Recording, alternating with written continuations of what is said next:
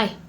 So I'm with MoonshineSafari, and I'm one of those people that when I get started on a book series, I read it and read it and read it and read it and read it and read it and read it over and over and over again.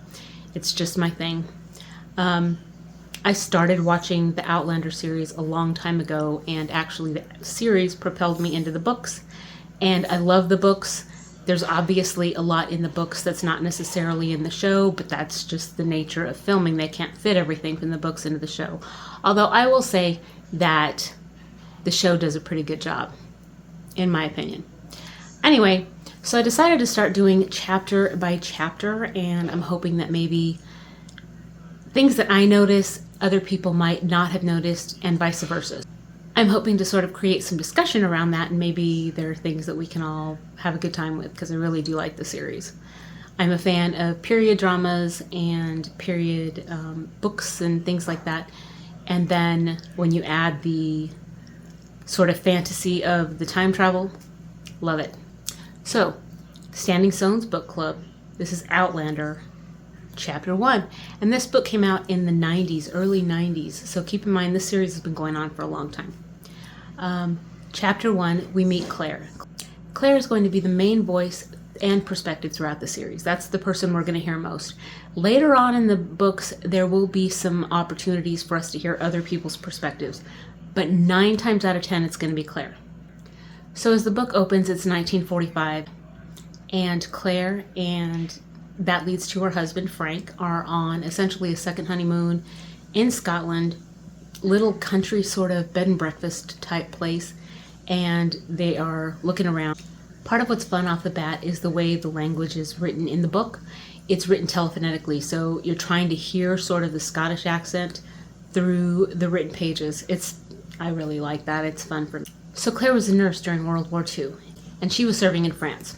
Her husband during World War II, we find out, was MI6, so he was intelligence. It's a little scary, but anyway. He really likes her. He can tell he likes her. Frank is also a historian. He is going to be taking a job at a university, and so they're trying to enjoy this time and kind of rediscover themselves after the war. And he's also using this honeymoon in order to research some of his family history. You find out that he had an ancestor that was active within the English army during the Jacobite uprising in 1746. Very important. For the most part, Claire is completely uninterested, but very polite about it.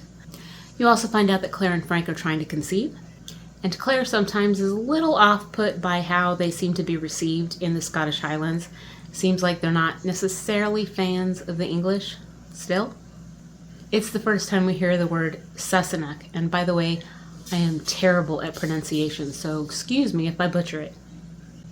We learn a lot about Claire very quickly. She grew up with her uncle because her parents died in a car crash when she was very young.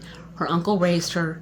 He wanted to put her in boarding school, but she didn't want to go, so she grew up pretty rough because she traveled with him. He was an archaeologist, so she went to a lot of places. She learned how to dig latrines. She learned how to boil water for their drinking water, etc. She's pretty tough when it comes to that, tougher than a lot of girls would be in that time.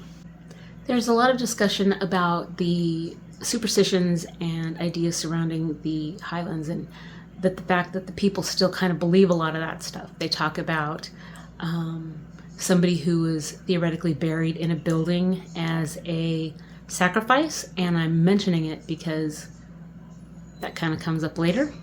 They talk about on certain days of the year, which they're coming up on at the beginning of the book, ghosts are given free rein to wander Scotland.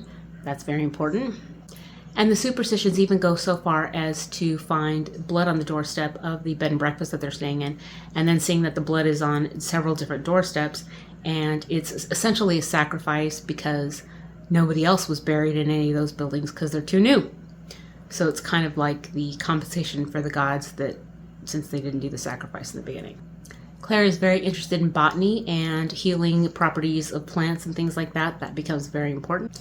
For this time period, Claire likes to use very colorful language. One of her favorite phrases is Jesus H. Roosevelt Christ, which is pretty funny. It's gotten really popular because of the show and because of the books. It's surprising for especially men to hear her talking like that in the 1940s. it becomes even more surprising later. Her husband, you can tell, is a little bit unsure how to present her sometimes in public just because of the time. So because of the time of year, Frank actually goes out to do some historical research, and on his way back, he sees somebody looking up at Claire's window in the bed and breakfast, and it's a Scott full outfit, completely dressed to the nines, and he goes to talk to the guy, and the guy doesn't say anything to him, and then as Frank's watching him, he disappears. This is very important, and like I said, it's one of the days of the year that ghosts are given free rein. So it's a lot of information very quickly. It's just very much introducing you to everybody. When the chapter ends, you are still solidly in the first episode of the show. The first episode of the show encompasses more than one chapter. So I'm going to try to kind of keep up on that too, so that hopefully you can draw lines between where the show is and where the books are.